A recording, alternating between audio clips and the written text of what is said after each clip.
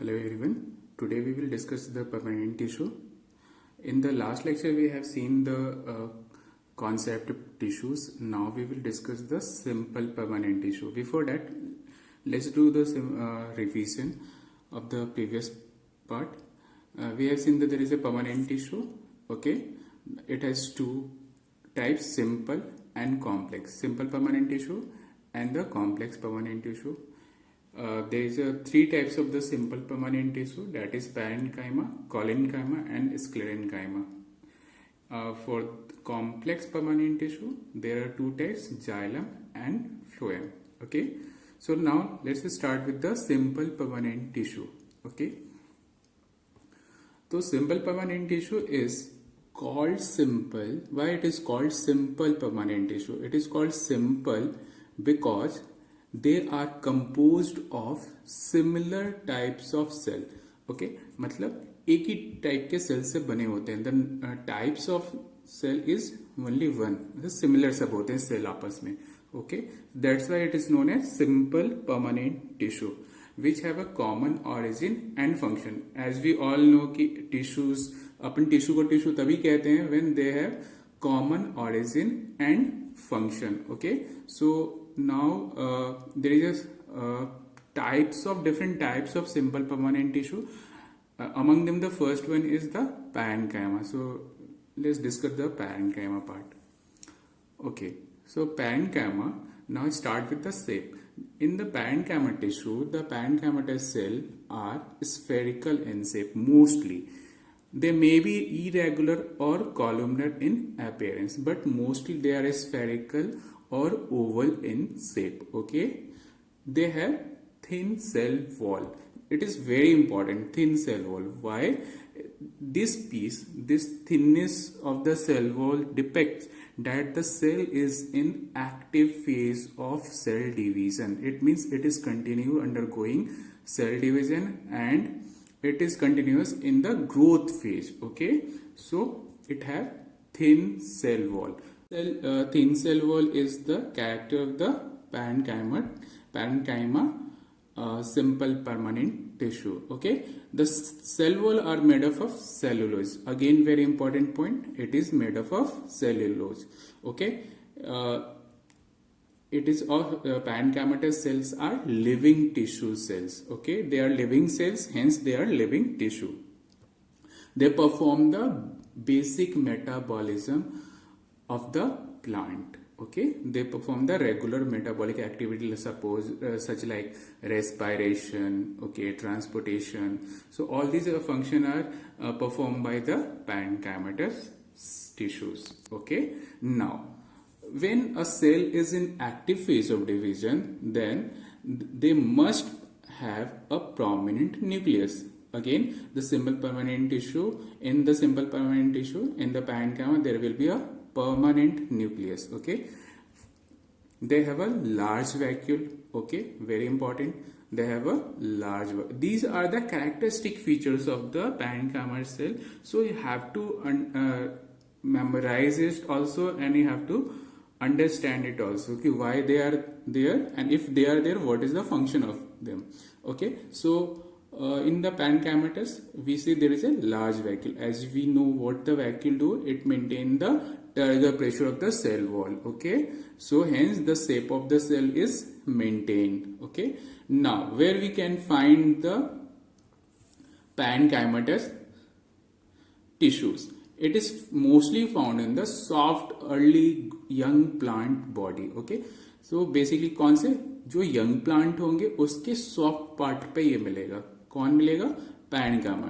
parenchyma tissue. Okay, इसका basic जो सबसे important function में से एक function होता है, it act as a like packing tissue. ठीक है, जहां भी स्पेस है, कहीं पे भी भरना हो, वो काम में parenchyma टिश्यू रहेंगे. ठीक है, तो it act as a basic tissue, basic packing tissue of the plant body. Okay, तो ये कहाँ मिलेंगे? Short part of the plant body पे. और क्या मोस्ट इनका फंक्शन क्या होगा?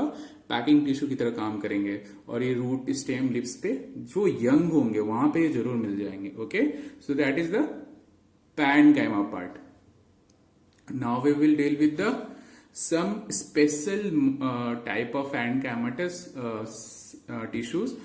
which undergo little modification according to their need. Okay, so in this part we will see the first one is the storage parenchyma. Okay, so what will it do? As the name suggests, it will store water and food. Okay, so it is the storage parenchyma. Second one is arenchyma. Arenchyma is nothing, it is a parenchyma present in the what do you say, aquatic plants. Okay, arenchyma is a parenchyma of aquatic plants. Okay, so here it is written air cavities are provided.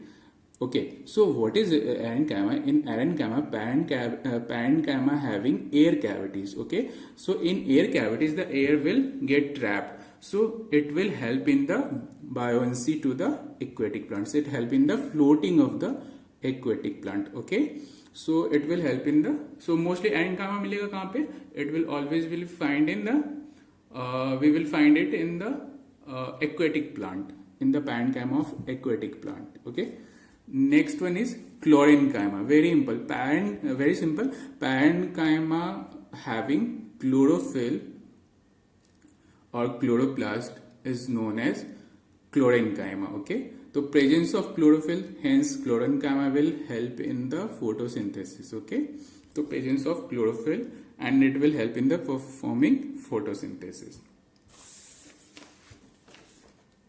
Now the function of parenchyma. So first function, that is we have seen that it help in the storage of food and water. Second, it provides support in herbaceous plant, मतलब छोटे छोटे जो young plant होंगे जहां पे अभी collenchyma नहीं है, स्क्लेरेनकाइमा एब्सेंट है, तो उस केस में it will also act as a protective और in term of mechanical support किसमें, हर्बेसियस प्लांट में. ठीक है. थर्ड, अगर क्लोरेनकाइमा है और अगर पैरेन्काइमा के अंदर क्लोरोफिल है तो it will perform the function of photosynthesis. Okay. Fourth part, respiration. क्यों रेस्पायरेशन? बिकॉज इनके बीच में इंटरसेलुलर स्पेसेस होते हैं, किसमें, पैरेन्काइमा में. तो वो पैरेन्काइमा के अंदर जो इंटरसेलुलर स्पेस है तो वो अलाउ करेंगे गैसेस चेंज को, तो इसलिए इसको कहेंगे कि ये रेस्पायरेशन में भी हेल्प करती है. ठीक है. Last form, packing. अभी जैसे डिस्कशन हुआ था, है ना, तो ये पैकिंग में हेल्प करते हैं. तो इस तरह से पैरेन्काइमा हमारा खत्म हुआ. Now we will proceed to the collenchyma. As parenchyma, collenchyma is also a living tissue. Okay, parenchyma भी living tissue था, collenchyma भी living tissue है. याद रखना ये डिफरेंशिएशन के लिए आ सकता है ना, डिफरेंस बिटवीन पैरेन्काइमा कॉलेनकाइमा, तो वहां पे ये सारे पॉइंट्स इंपॉर्टेंट हो सकते हैं. ये एमसीक्यू में पूछे जा सकते हैं या मैच द फॉलोइंग में भी बन सकते हैं क्वेश्चन यहाँ से, तो ध्यान देना. तो कॉलेनकाइमा कैसा है, लिविंग टिश्यू है. पैरेन्काइमा कैसा था, लिविंग टिश्यू था. दोनों को कोरिलेट करके पढ़ेंगे, जल्दी जल्दी याद हो जाएगा, है ना. तो वो भी थिन वॉल्ड था, कौन, पैरेन्काइमा, और ये भी थिन वॉल्ड है, कौन, कॉलेनकाइमा. दोनों थिन वॉल्ड है. ठीक है. पर यहां जो कॉलेनकाइमा है इसके कॉर्नर्स पे थिकनिंग होगी, किसकी, सेलुलोज. पर्टिकुलर सेलुलोज का अगर कोई नाम पूछ ले अपने से तो हेमी सेलुलोज, है ना. हेमी मतलब क्या, आधा होता है ना. तो सेलुलोज जो मोस्टली इसकी जो थिकनिंग होती है वो मोस्टली सेलुलोज की होती है, पर उस पर्टिकुलर सेलुलोज के अंदर जो स्पेसिफिक सेलुलोज है वो हेमी सेलुलोज है. और दूसरा होता है पैक्टिक सब्सटेंस. ठीक है. कहां पे, कॉर्नर्स पे. तो ये देखो, सपोज ये इलोंगेटेड सेल था, मान लो ये इलोंगेटेड सेल था. ठीक है. हमने इसको कट कर दिया ऐसे, है ना. कट करा तो क्या हुआ, जो इसका ऊपर का पार्ट जो हमको दिखेगा ना, वो यहाँ पे मैंने दिखाया. ये एक इलोंगेटेड ट्यूब था, उसको कट करने के बाद जो ऊपर से अपन देखेंगे तो उसकी ये ट्यूब, तो अपने को क्या दिखता है कि उसके जितने कॉर्नर्स है ना, ये कॉर्नर्स, यहाँ पे ना सेलुलोज की और पैक्टिक की थिकनिंग होती है. ठीक है. तो it is thickenings are most normally, cell क्या है, थीन है ना, बट इसके कॉर्नर्स ज्यादा थिक हैं और उसके थिक में क्या होंगे, सेलुलोज और पैक्टिन होंगे. ठीक है. तो सब्सटेंसेस एट द कॉर्नर. दूसरा है सेल्स शेप. शेप कैसा है, देख ही रहे हो, पॉलीगोनल है ना. Elongated as a lengthwise होगा और पॉलीगोनल शेप होगा. ठीक है. और सेकंड इसकी पॉइंट क्या आएगी कि इसमें इंटरसेलुलर स्पेसेस एब्सेंट है है ना। देखो ये एक सेल है, ये एक सेल है, इन दोनों के बीच में कहीं भी स्पेस नहीं है, तो इसलिए इसको कहेंगे कि इंटरसेलुलर स्पेसिस का एब्सेंट होते हैं कहाँ पे, कॉलेनकाइमा के अंदर, ठीक है। पर पैरेन्काइमा के अंदर एब्सेंट है, याद है ना, एयर कैविटी सब कुछ था जो रेस्पिरेशन में हेल्प करते हैं, उसमें कहा इंटरसेलुलर स्पेस के थ्रू ही हो रही थी, तो किसमें, पैरेन्काइमा में। बट कॉलेनकाइमा के अंदर क्या हुआ, एब्सेंट है, ठीक है। फिर कॉलेनकाइमा मिलेंगे कहाँ पे, पैरेन्काइमा कहाँ मिल रहे थे, सॉफ्ट हर्बेसियस पार्ट्स पे, है ना, रूट स्टेम और लीफ पे। देखते हैं कॉलेनकाइमा कहाँ मिलते हैं। It is found under the epidermis, मतलब ऊपर का जो लेयर एपिडर्मिस होती है उसके नीचे मिलते हैं। Most importantly it is absent in root, ठीक है। मैच्योर स्टेम में एब्सेंट होगा, मतलब जो यंग स्टेम है उसमें तो प्रेजेंट होगी, पर जो मैच्योर स्टेम है, जो प्लांट से जो ट्री में कन्वर्ट हो जाते हैं, वहां पे ये एब्सेंट होगा, और लीव्स में नहीं मिलेंगे, ठीक है। Second, next point, vacuoles. Vacuoles क्या प्रेजेंट है, पैरेन्काइमा में भी प्रेजेंट थे और यहाँ पे भी प्रेजेंट है, ठीक है। फिर इफ क्लोरोप्लास्ट, अगर इसमें भी क्लोरोप्लास्ट अगर प्रेजेंट हो, क्लोरोप्लास्ट प्रेजेंट होगा तो क्लोरोफिल भी तो कहाँ होता है, क्लोरोप्लास्ट में ही होती है। तो अगर क्लोरोप्लास्ट प्रेजेंट है दैट मीन्स कि क्लोरोफिल भी है, और क्लोरोफिल है तो फिर फोटोसिंथेसिस हो जाएगा, है ना। तो अब इसका फंक्शन देख लेते हैं, किसका, कॉलेनकाइमा का। तो पहला तो सबसे इंपॉर्टेंट फंक्शन कोई भी पूछे ना कॉलेनकाइमा का, तो सीधा सीधा बोल दो कि मैकेनिकल सपोर्ट का काम करता है, ठीक है। तो ये हो गया हमारा function of collenchyma. Now next, second इसकी फंक्शन है, इट प्रोवाइड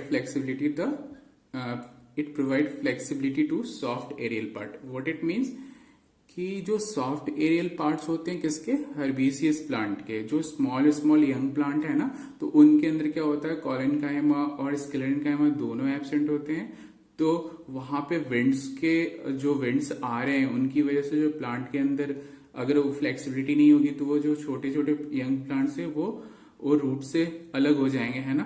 तो वहां पे ये हेल्प करते हैं उनकी फ्लेक्सिबिलिटी, उनके स्टेम्स के अंदर flexibility then, so that they can withstand the wind, okay.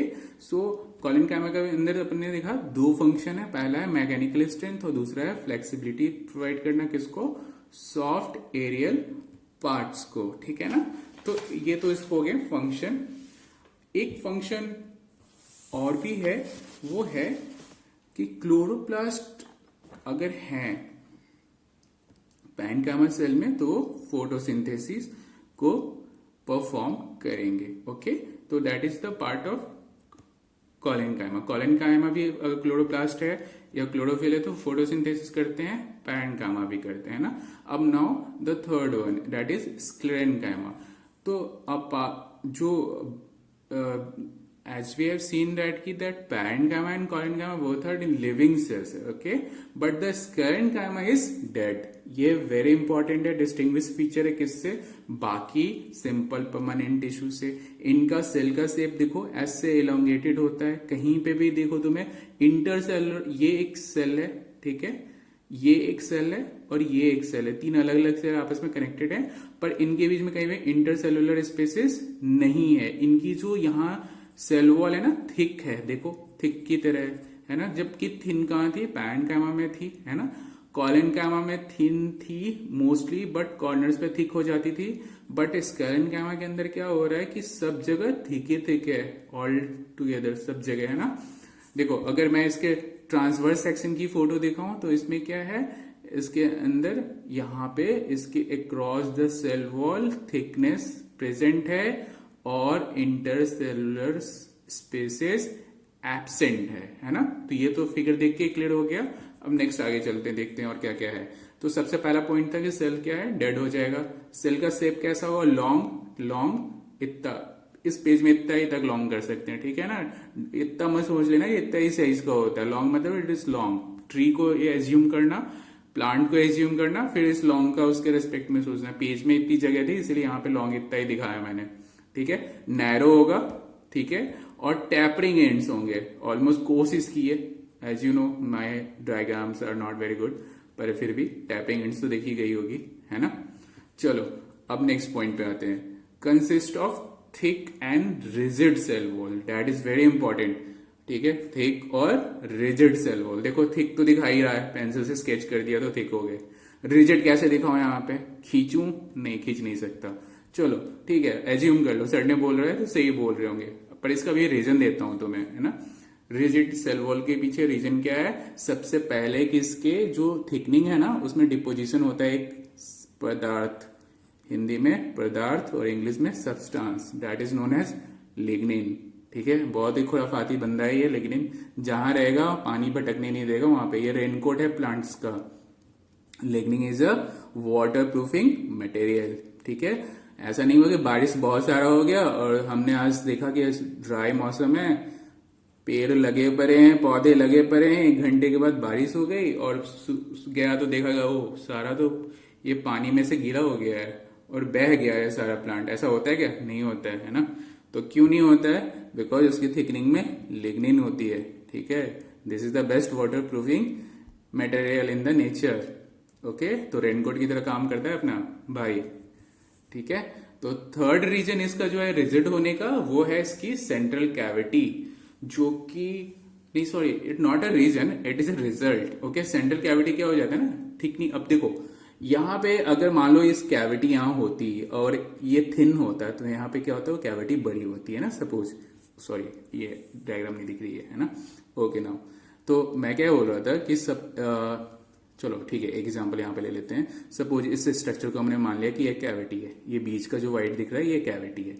ठीक है, अब सपोज मैंने इसके अंदर क्या करा, लिग्निन बढ़ना स्टार्ट किया, तो क्या होगा, इस कैविटी का जो ल्यूमेन का साइज है वो धीरे धीरे क्या होगा, डिक्रीज होता जाएगा, दैट इज रिड्यूस होती जाएगी। तो किसकी वजह से हुई, लिग्निन के डिपोजिशन की वजह से। ओके, तो चलो एक बार फिर से सम अप कर लेते हैं जो भी कहा है अभी। स्क्लेरेनकाइमा के अंदर सबसे पहला और इंपॉर्टेंट पॉइंट कि भाई ये डेड होगा। ठीक है, स्क्लेरेनकाइमा तो डेड है, बाकी 2 लोग अलाइव हैं, लिविंग है। कौन कौन से, कॉलिनकाइमा एंड पैरेनकाइमा। शेप जो सेल का होगा भाई वो इसकी लॉन्ग होगी, है ना, लॉन्ग और नैरो होगी और टैपर्ड एंड होंगे। ठीक है, इसमें कुछ याद करना है क्या, याद तो हो गया इतने बार सुन सुन के। Third point, consist of what, thick and rigid cell wall. ठीक है, तो थिक तो पेंसिल से दिखाया है कलाकारी करके, अप्रिशिएट करो। दूसरा है रिजिड सेल वॉल का रीजन बता देता हूं तो समझ जाओगे। पहला है क्या, डिपोजिशन ऑफ लिग्निन हो जाता है, लिग्निन की डिपोजिशन होगी, देखो है ना। तो थिकनेस के साथ साथ रिजिडनेस आता है। क्यों आता है, क्योंकि वाटर प्रूफिंग एजेंट की तरह भी काम करता है। ठीक है, तो इससे रिजिड नहीं होता है, ये इसका कैरेक्टरिस्टिक है कि वाटर प्रूफिंग मटेरियल है।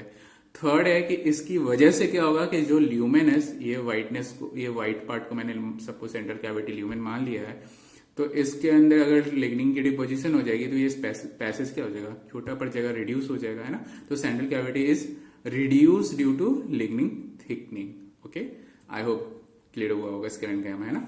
अब इसकी साइट पकड़ लेते हैं, मिलेगा कहाँ भाई, ये मिलेगा कहाँ, ये मिलेंगे मैच्योर प्लांट्स में, है ना। जबकि कॉलिनकाइमा के बारे में जब मैं बता रहा था तो क्या बोला था कि वो यंग हर्बेसियस प्लांट्स में मिलते हैं ना स्टार्टिंग में। तो ये मैच्योर जब पूरी तरह से ट्री डेवलप हो जाएगा, जैसे आम का सीजन है, आम का पेड़ बहुत अच्छा, कहाँ उसमें हमको क्या मिलेगा, स्क्लेरेनकाइमा, जो कि डेड होगा। ठीक है, जो कि लॉन्ग होगा, जो कि नैरो होगा, टैपिंग एंड्स होंगे, ऐसे करके अपने ध्यान रखेंगे सारी चीजें।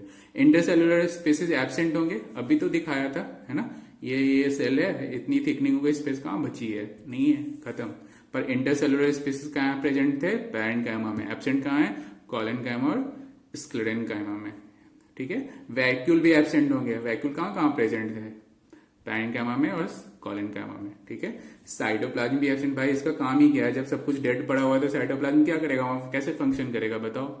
ये तो लिविंग होता है ना सेल के अंदर, साइटोप्लाज्म सेल ऑर्गेनल होते हैं इसके ऊपर, तो ये भी एब्सेंट होगा। बहुत ईजी है, ऐसे तो पॉइंट्स अपने को वैसे ही ध्यान हो जाएंगे, है ना।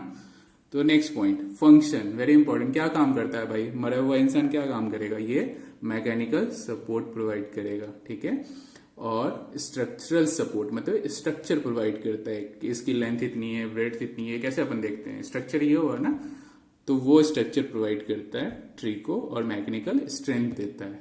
ठीक है, कोई भी हमारे जैसे हट्टा कट्टा आदमी जाके उसको ऐसे पेड़ को गिरा नहीं सकता, वहां पे ये आ जाएगा, कौन, स्क्लेरेनकाइमा। ठीक है, तो इसके एग्जाम्पल बहुत डेली लाइफ में है, हस्क ऑफ कोकोनट।